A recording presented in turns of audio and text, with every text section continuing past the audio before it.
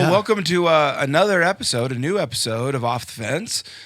We have special guests. We invited Jamie with us to chat about. We're talking about with people about their stories. Very simple, because I think personally, if someone's willing and vulnerable and open to tell their story, which usually anyone's story that I've ever met has ups and it has downs, and it has just a mixture of that when we tell those stories, it helps someone else begin to figure out their story and maybe even make decisions in your life. And in this case, get off the fence on some stuff. So we're going to get to hear your story, man. Thanks for making time. I know you're a busy dude, building stuff and all that. And so thanks for making time. Okay. So for those who don't know you and they're like, I don't know you, what do you typically tell someone in the first 30 seconds if I have no idea who you are? What's your bio? Who are you? Just give us a kind of a rundown real quick. Well, I know this embarrasses my wife sometimes, but she appreciates it. Like if I'm going in a small group or something like that and we start introducing ourselves, I'll say, "Hi, I'm Jamie Walz. I'm an alcoholic." And, that's wrong. I'm in the wrong group. You know what I'm saying? So, that's kind of awesome. That's a little bit of me, but I don't know. I try to be a good person, and I've struggled with addiction and I've overcome it a couple times, but that's kind of me. I mean, your story is, I think something that someone who's watching, listening right now, could end up going, you know what? I needed to hear that today. I just needed to hear that today. So you're married. Married. Congratulations. Thank you. Good job. Very blessed there. Yeah, she's awesome. So tell us about when someone says, "All right, tell me about life, man." And your brain goes somewhere. You immediately go, okay. I'll tell you where my life goes. Just tell us your story, and let's unpack it and see where God takes us. Sounds good. Well, I was born here in Rapid City, so I haven't gone far. My mom is from Sioux City, Iowa, so we did move there when I was a kid. My mom and dad divorced when I was young, 3 years old. We lived here until the 4th grade, and I kind of grew up in the Methodist church on the south side of town. Okay. So, we went to Sunday school. My grandparents were pretty avid church people, so I went to Sunday school. But we moved to Sioux City, and it was kind of a different deal, Okay. My mom and her brothers inherited a bar there, so that's kind of the life that, I'm in the 4th grade, and things just happen, and probably wasn't the greatest, I like any kid from a broken family. I wish my mom and dad were together, but so there was that emptiness there. I moved back and forth between Rapid and Sioux City because I come live with my dad for a while, and then, so, but Sioux City was pretty rough. I probably drank my first time when I was in the 5th grade, I suppose. Really? Yeah. So, and it's just weird being a kid like that, because you're old enough to know better. Okay. But you think, I can do that because I want to be an adult, or you think that, it's just, but yeah, I mean, but I had a lot of good people in my life, though. I mean, and not saying my mom's not a good person, just people, they do their best they can. But, I met this farm family in Alcester, South Dakota. I seen how their life was, and man, I just love that. I couldn't stay away from the farm, so they kind of took me in on the weekends or summers and stuff growing up. And awesome. Janet, she just turned 90. She's like my other mom. I remember after we get done milking in the morning, she'd always read a little bit from the Bible. Okay. And and one of her sons, Todd, he's like a brother to me. There would be times it'd be so interesting that he'd say, "Can you keep reading?" Because she'd only read so much. And really? She'd keep reading. So that's one of my fondest memories. But yeah, all that. I mean, I'm by the time I'm 18, I am a raging alcoholic, and it just really, just lost, but I'm a good person, you know what I'm saying? It was kind of. So you're 18 and alcoholic. How's that affecting you in school and all that? Well, I dropped out after the 9th grade, Okay. And that was mainly due to my drinking. Okay. Making poor choices, being allowed to make them choices by the adults that I had in my life. You know what I'm saying? So you weren't getting in trouble? No, I wasn't getting in trouble with the law. I was just like, that's why when I see people separated and they're letting their kids because, I think kids do that. Like, it's better at mom's house today, but tomorrow it's probably better at dad's house. Don't let them do that, because I know where that led me. Okay. And, ultimately that led me to just saying, hey, I'm just not, I really like school by the time the 9th grade come around, but, I was just in a situation where it was like, no, I don't want to do that. So I think it's better that I just quit. And Okay. and actually I went to that farm family. They had another farm and I just worked for them full time. Okay. But, a small town drinking was kind of like, I could get into the bars at that age and stuff. But yeah. So at 18, you call yourself a raging alcoholic. Was that the year? So then what? So, people used to say to me, oh, you're going to be 18. You can go to jail when you're 18. And it's like, and I really didn't understand that because I had never been in trouble with the law before. I mean, I'm just not, I just feel like I'm not that kind of person. You know what I'm saying? Yeah. And when I turned 18, I got a job in a big packing house in Nebraska. And, I was making good money. Okay. And I bought a first-time vehicle. And between 18 and 19 years old, I had 4 DUIs. Wow. And that was really rough. I mean, because I really didn't have anybody to like say, come on, you need to get fixed. And, Okay. Just, and the bad thing about it is when you're in that, you're like, okay, I'm not going to drink no more. But it's like in our book, it says, it's crazy how, within days you forget about all that trouble you were in. Yep. And Okay. I can do it different this time. So that was kind of the battle of that, and so 18 to 19, I got 4 DUIs. The judges are saying, well, you're a good kid, but you need to go to treatment. So I think I went to treatment twice from the time I was 18 to 20. By the time I was 21, I had gotten a couple more. Okay. And this is all in eastern South Dakota because that's kind of where I, at that time. But and finally the judge says, sorry, you're going to have to go to the state penitentiary. And I mean, it's like, I feel like I was the person I am now then. I mean, pretty good person, it makes but sense. it's like, here I find myself at the age of 21 going to prison for 2 years for DUIs. And, I had so many chances, but I just couldn't stop, Yeah. What's that like? You're showing up to the state pen. And but the way you describe it, you're like, it sounds like you're like, I don't think I don't belong here. Is that right? Okay. Yeah, that's for what I'm sure. hearing. You're like, I don't feel like I belong here. Yeah. So what goes through your mind? I mean, like, well, just like I suppose every other alcoholic or somebody struggling with addiction is like, I'm never drinking again. Okay. Because it was like, where it was the old part of the state prison in Sioux Falls when I went, and it's like 4 stories of nothing but bars, just like say Shawshank Redemption. And I'm like, you're like, this is what I've seen in the movies. Yeah, exactly. And it really sucked, and I'm never, ever drinking again. And, and man, I got out in 4 months, on a 2-year sentence, and I was not off parole, and I was drinking again. Wow. That's what we do, though. I mean, you see it over and over and over. I thought I was unique, but now that I'm involved in the recovery community, it's so sad, but that's kind of. So you get out, and it sounds like, did you go back to hang with the same friends, same environment? No. So this is kind of where the story keeps going, I guess. So I know I can't stay back there. I've got good family out here. Not that my family back there is not good, but this is where I come from. This is where I want to be. Rapid's my home. So I parole out to here. And so was looking for a place to live because I was in a halfway house. Okay. And a good friend of mine, I knew his sister was going to rent this house of her family or her mom and dad's. Okay. And I knew her from growing up. And I was like, well, he goes, maybe she's looking for a roommate. So I asked her, and she, eventually, we'll, probably get another female roommate, be like Three's Company. I thought it'd be pretty cool. So we did that, never got another roommate, fell in love. Okay. I asked her to marry me because that's what I always wanted. I always wanted to be married and have kids. This is what I want. Yeah. And she said yes, and we decided to get married pretty quick because her sister was going to go out of the country in the Air Force with her husband. So, so we got married, and it turned out, we didn't know this, but we got married a year to the day that I went into prison. Really?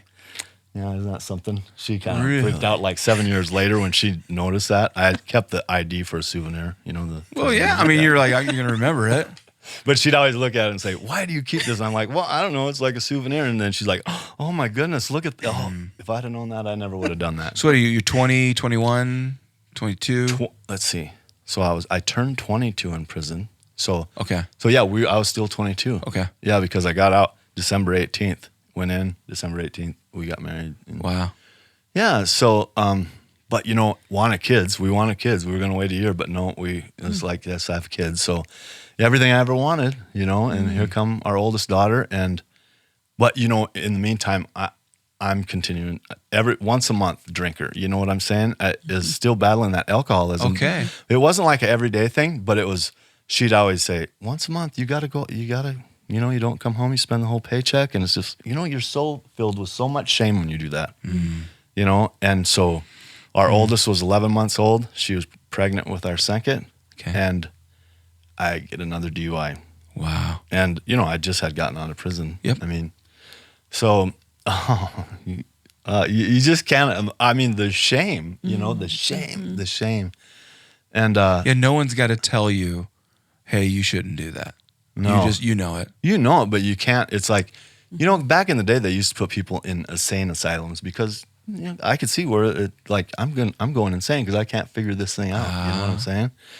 But thank goodness we have treatments and stuff now. But anyways, so I get this, and I'm going to go to prison again for 5 years. And so I hire a lawyer. Little did I know he's in a recovery program. He's a recovering alcoholic.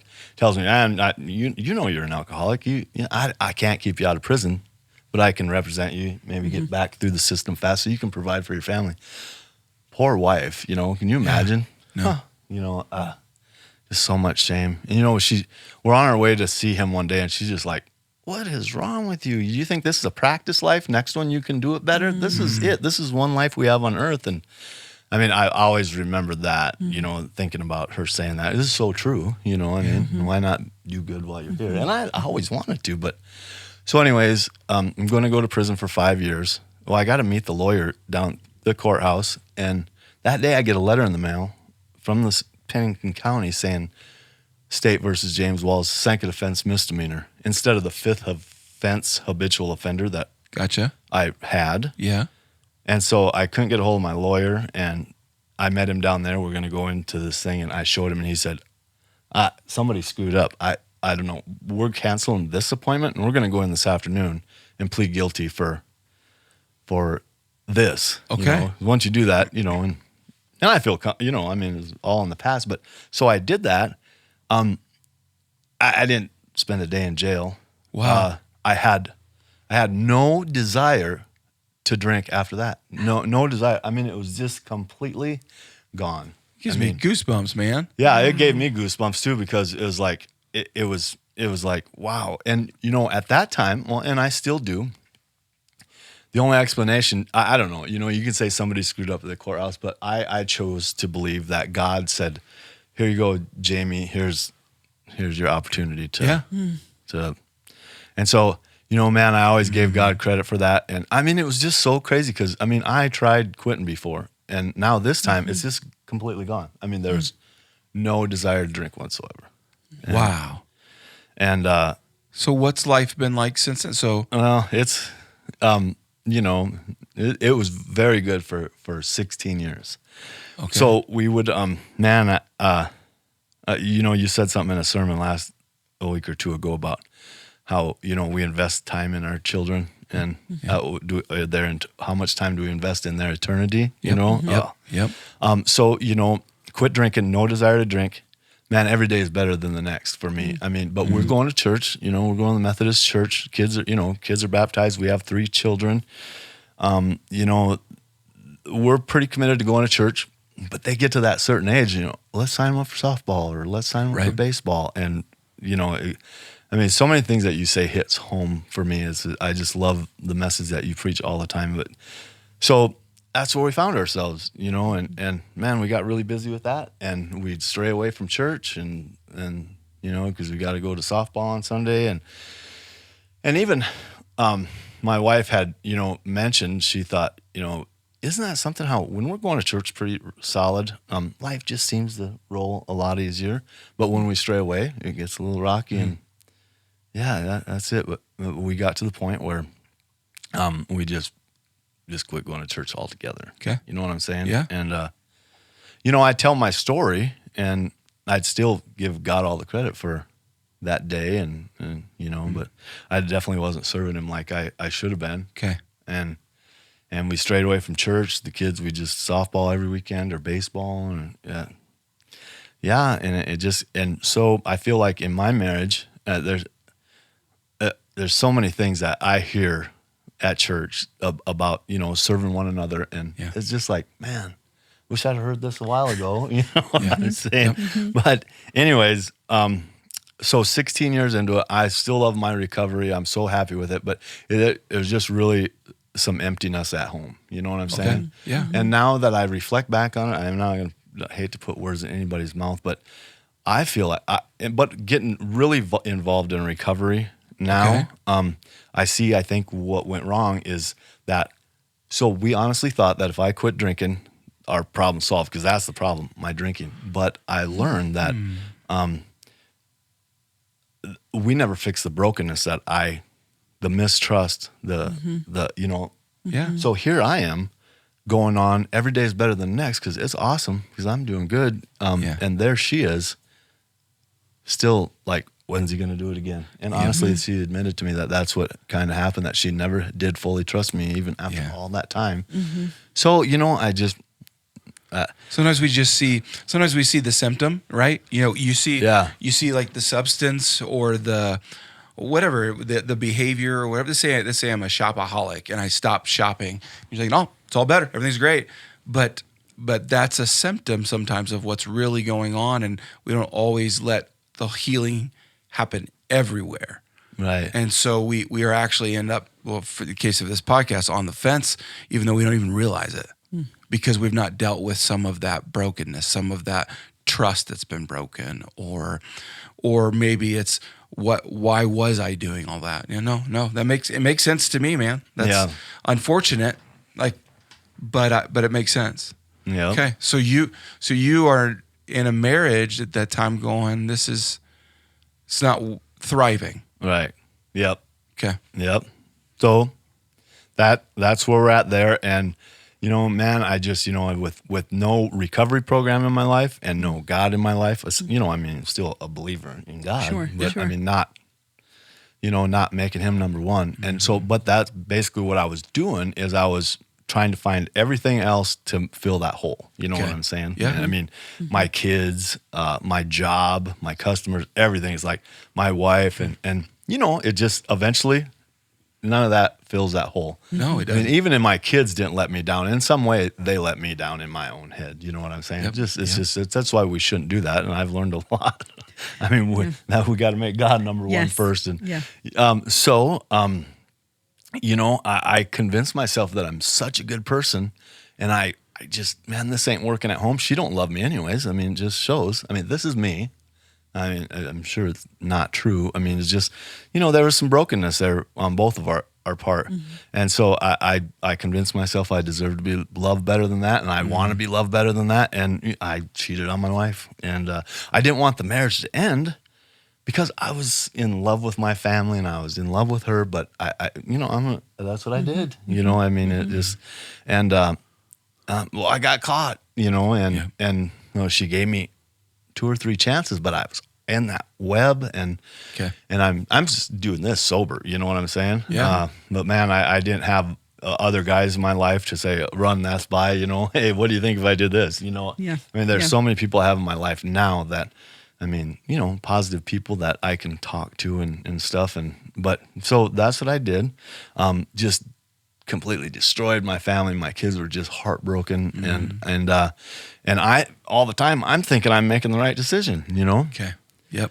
I got this guy in my life. He's like my mentor, sponsor and stuff. And he said to me one time, we were talking something about this, and he said, good is the enemy of the best sometimes. And it's like, that really hit home, because I convinced myself I'm so good that, and it was the enemy of me. So, so I did that. She gave me probably way too many chances, and it just never worked out. And I just thought, no, it's never going to be the same. And I'm just going to go on this way. And then once I tried to retract for the last time, it was just too late. Can't blame her at all. Okay. You know what I'm saying? Enough's enough. And then it's like, all of a sudden I wake up. What did I do? I'm very depressed now. So after 16 years, I go back to drinking. Okay. Yeah. And if that wasn't enough, because the drinking just wasn't there no more. I think, God said, hey, you're not going to, but it wasn't enough. And I'm so depressed. And I had a crew of guys working for me out of town. And this one guy I'd known forever, all my sober time, he's, an addict or whatever. Okay. And I knew he wouldn't hide alcohol from me. And I could be around people drinking, it didn't matter, but I knew he had something else. And I wanted whatever he had. And he tried to talk me out of it for a short minute, but then, because I'm an alcoholic, I'm not a drug addict. You know what I'm saying? Yep. And and here I am, the kind of person like, I'm just an alcoholic, not Yep. like we talk about my sin. Yeah, my sin's not as bad. Not as as bad as that. Yeah. Well, I'm not. Yeah. Can We you always believe- find someone who's doing worse than we are. Oh, right. And Isn't right? that that is so true. So he's like, okay, whatever. I'm not going to stop you, it was meth, Okay. And it was exactly what I needed, but I'm not a drug addict, so I don't have to worry about this. And so I do it a little bit, and then a month would go by, and but I'm still in this thing of like going through a divorce and just finding myself alone, and and here I had this beautiful family, and it's hard, very, very hard to swallow. So, kept going back to that, filling that hole, and it's I don't want to in any way, shape, or form try to make it look better than what it is, because it's horrible. Methamphetamines is just such a bad deal in our community. I can see it now. Yeah. But convince myself I'm not a drug addict. Well, guess what? It didn't take long, and I became a raging drug addict myself. Oh, it's just horrible. And I'm in my mid 40s at this time. And my kids find out about it. They're just devastated. Here's this dad that never even drank. They're just devastated, but they're still trying to, it's our dad. We love him, and still kind of being in my life, but keeping their distance because I'm just out there. And I got myself in trouble by, I'm a concrete contractor, and you got to, pay excise tax and this and that. Well, so what happened to me is I just flaked everything off, Okay. I mean, when you're doing that, you just can't do nothing else. Well, so I didn't cancel my excise tax, so it just kept occurring. So it turns into a felony after a while. And so, but thank God that happened. All that stuff happened. So I ended up getting in trouble with that, and I wrote a bad check for concrete. Okay. And that was very embarrassing, because it was to people that I knew. You don't make wise decisions. So anyways, I get put on probation for that, and it's not a drug or alcohol charge. That's what caused it. But I couldn't stay sober to go in there once a month to meet with a probation officer.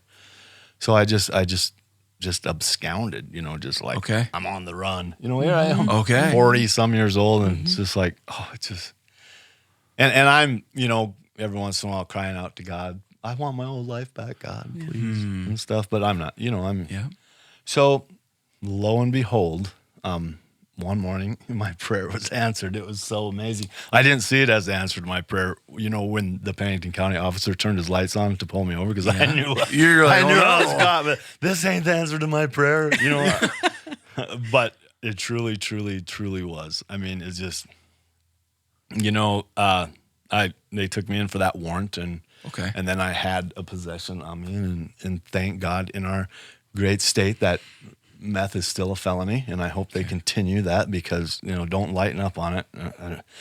So anyways, I get thrown in jail, and I don't know what's going to happen. It's so scary, but I talked to that officer in booking and told him that I wanted my old life back, and it was very hard though. I mean, going into the jail, they're not letting me out, and I'm like detoxing or whatever, because I've been doing. I mean, I was doing it so much. I was just doing it so much. I had nothing left. I mean, I remember being in a pawn shop in Box Elder, and I'm sure pawn something of no value because I have nothing left, you know. And the older gentleman owned that little pawn shop, and I heard something on the radio about a president or something, and this is about the time frame it was. Okay.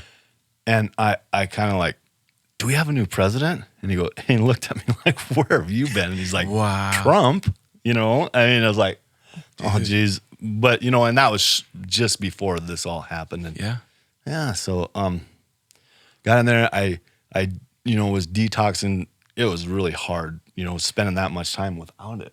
And, so, you know, somebody had said, I've heard somebody say that if you're in a situation like that, start praying over and over and over. Okay. Just don't stop praying and ask God to. And so I'm doing that in this jail cell, and I'm just praying over and over and over. And the next thing you know, I'm standing up, walking around, just kind of at peace. You know, it was just, it was like, wow, pretty crazy. Wow. And so that made me think, hey, there's something to this, you know, maybe. Okay.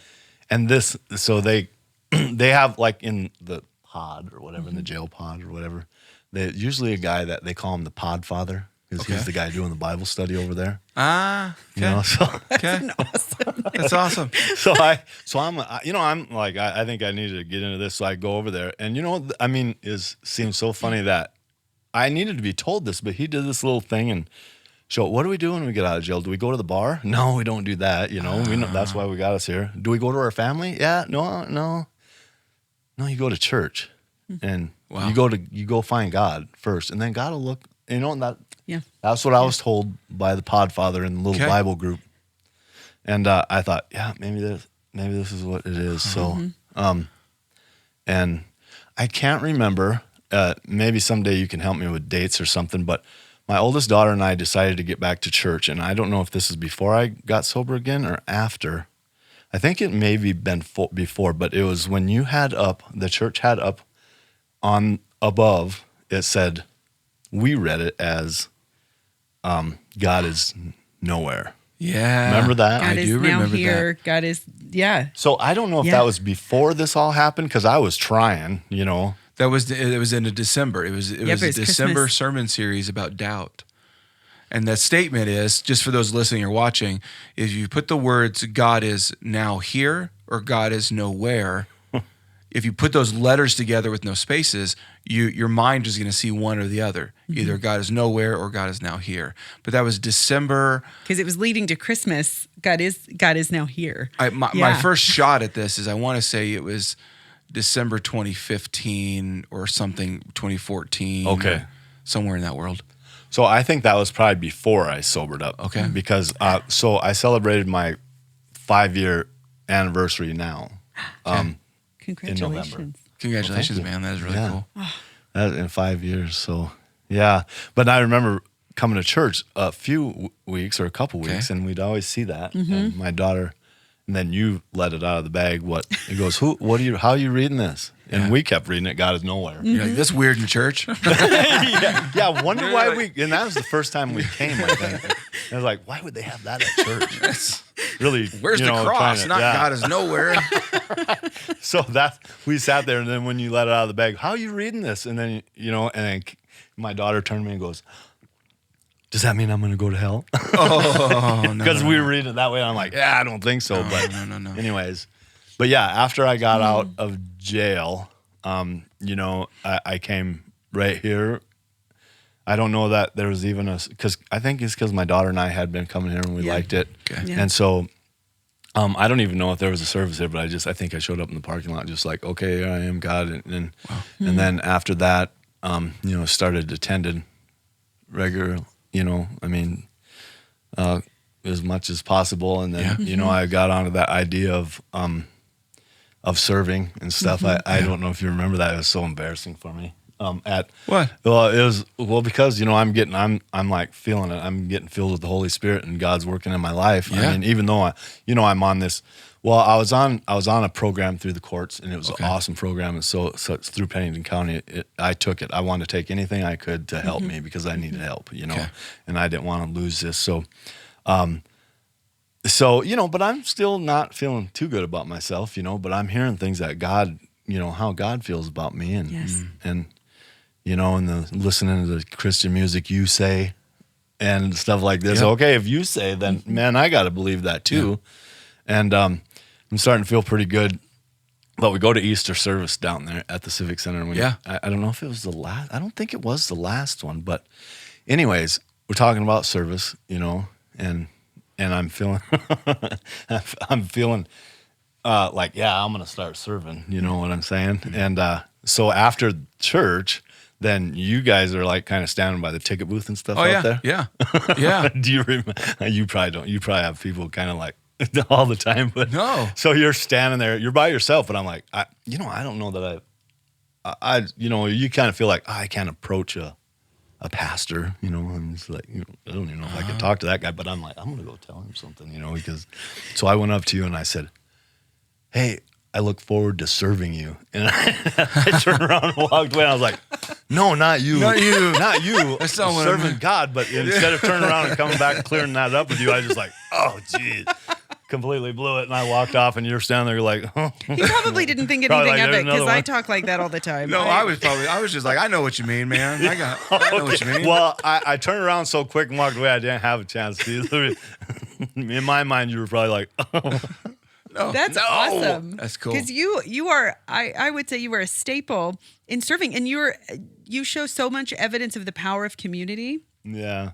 And of the power of vulnerability, I think, too, though. Being willing to see people, not even as they are, but as like what God can do in their lives. Yeah. And you literally I watch you approach everybody that way. And there's so much power in that. Because we don't know every story of every person. We don't know where they've come from or what's happened. Right. And oftentimes they aren't maybe ready to share it or don't want to share it or haven't even fully been able to process.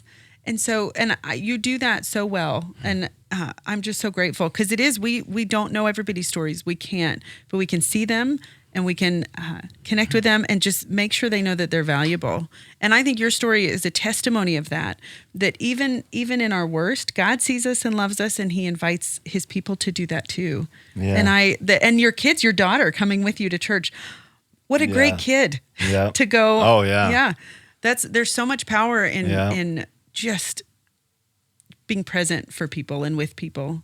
Yeah. Yep. It's been amazing. I mean, it's just.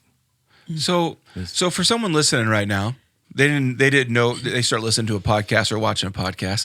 They don't know your story. And now we're into your story and they might say, I have the same thing going on in my life. Maybe it's alcohol, maybe it's drugs, maybe it's something else that they just feel like they aren't able to stop, or they might feel addicted to it, or maybe they don't even feel any of that. Kind of like you're saying, that's not me. Mm-hmm. But all the signs in their life say, hey, you got a problem.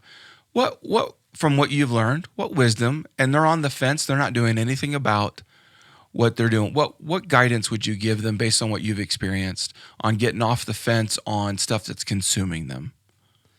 I would say that we just got to turn our will and our life over to God. Okay. I mean, and make him number one. You know, it's just, I don't know. It's the only explanation I have. I mean, I'm involved in a great recovery community in Rapid City, but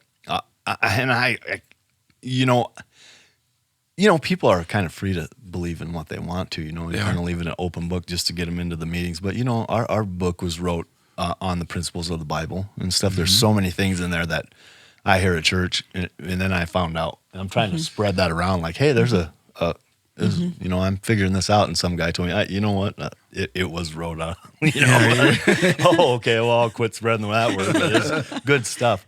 But, I feel like I can, you got some people in the program that have a lot of long-term sobriety, but he's just like, something's missing, When you get to know him and it's kind of easy to figure out what's missing. And I think it's God. I mean, the complete God thing, there's so many things that have happened in the last 5 years that it's like, there's no other explanation than... Let me say, and I really am going to say I'm sorry first if I am about to say something you don't want me to say. So I'm sorry first, but sorry. So I show up to the church pretty early. with a whole crew of other people on Sundays. I'm going to preach. We run through stuff, get ready for everyone to show up. You are someone who shows up pretty early as well when you're there to serve. And what I'm saying is you come to serve, which I think some people could say, you know what, I need to turn my life around. I'm just going to go start serving, which is good. It's a great thing to do. What I know about you is you show up to serve, but you actually come and worship first. It's hard for me to even say without getting emotional. You will show up. I'm sorry to out you. And Jamie will come in and he'll sit. You'll sit there in the seats and you'll often just worship. You'll have some time with God. Yeah. And then you have a chance usually then to go serve or do something. I don't know your intentions. I've never talked to you about it. I'm not trying to make it weird, and I'm sorry. But what I know is when you say your life doesn't just need you to serve, your life doesn't just need you to have other people in your life, your life doesn't just need some of those good things. You need God. I've seen that in you. Yeah. Is you recognize a need for God, not just a need to do the things of God. Does that make sense? Yeah. I've seen it in you. Yeah. Yeah. I'm proud of you. Well, Really thank am. you. It's just absolutely amazing. I mean, I don't know. You hear people talking about different things or being filled with the Holy Spirit. I mean, I never thought that I had a chance in that, but I mean, it's just there. You are, man. We are proud of you, and let me just tell you, you are a blessing. You're a blessing in our church and outside of our church. I just know that. God loves you so much. He has been a part of your life. He has. Katie and I have told our own story, how out of the kindness of God we got caught, and it's like, thank you, God. Yeah. You know, it's the kindness of God, not the absence of God. And so God loves you a lot. I think He has plans to continue using you.